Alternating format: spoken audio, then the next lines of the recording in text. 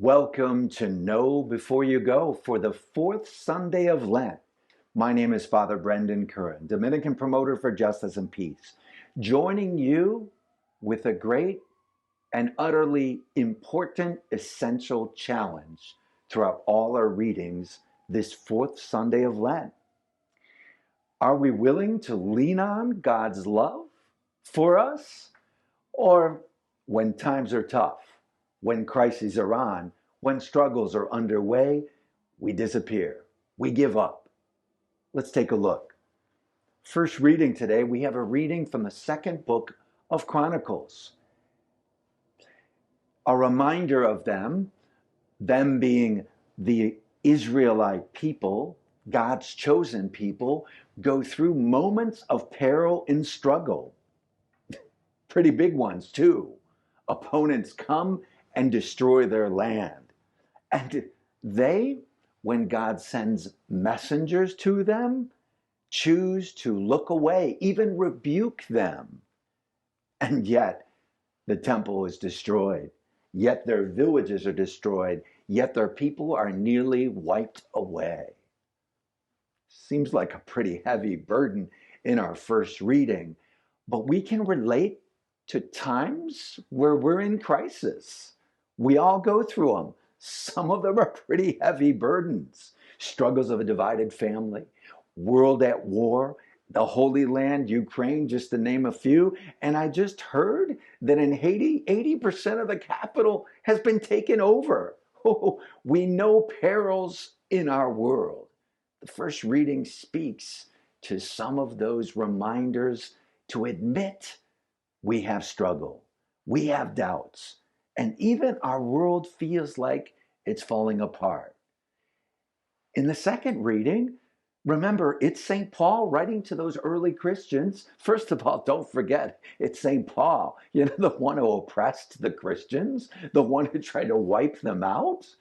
A good reminder to us of their early struggles and consistent struggles. But Paul writes to the Ephesians, writing them words of encouragement, reminding them, let me just say the words. They're so powerful. By grace, you have been saved through faith. And this is not from you, it is a gift from God. We are God's handiwork, created in Christ Jesus for the good works that God has prepared that we should live in them. Wow, we have been touched by faith. God has freely given us this gift we call grace, not by what we've earned, what titles we've accomplished, but how God has loved us, is, and continues to love us. In fact, St. Paul writes eloquently, we are God's handiwork, handmaiden by God, woven and threaded together. Wow, what a powerful reminder to us of the great hope that God has for each of us. So the first reading, talking about death and destruction, things we need to deal with in the burdens of our lives. In the second reading, Paul to the Ephesians, reminding us of reassurances. You are blessed by God, not by you, but God who has marked you. Now it comes to the challenge of today's gospel. Let's take a look at the Gospel of John. Now, this interesting, rare character, we only see him 3 times in scriptures in the Gospel of John, Nicodemus. Who is this mysterious figure? Well, Nicodemus has a whole lot of doubts.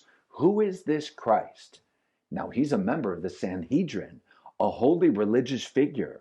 So he goes in his cowardliness in the dark of the night to go and greet with Jesus and try to learn a little bit more of his teachings privately and so that no one else could see him. And what does Jesus share with him?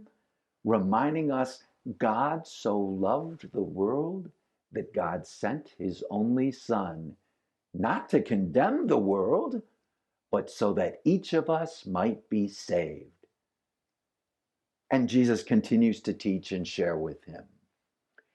But strangely enough, Back goes disappearing Nicodemus until we get to the moment where the burial happens after Jesus is crucified on the cross.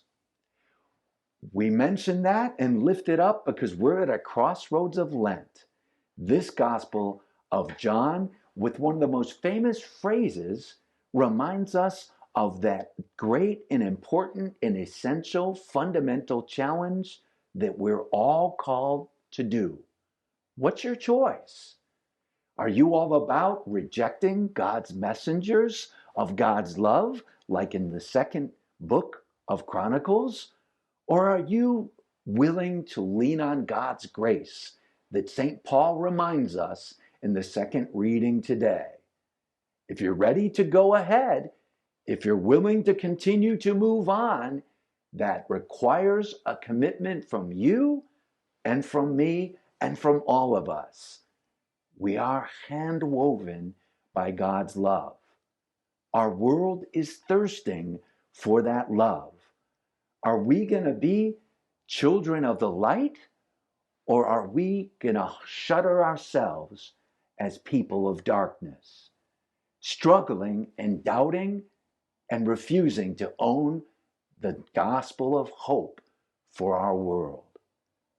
If you look around and if you're honest, our world is thirsting for God's signs of hope. We are baptized. We profess that we are of Christ. It's not just about the words. It's not just about going to church. It's about making it happen in the world. Embrace it. Own it. We are hand-woven. God is in love with us. Let's share that and make a difference in the world.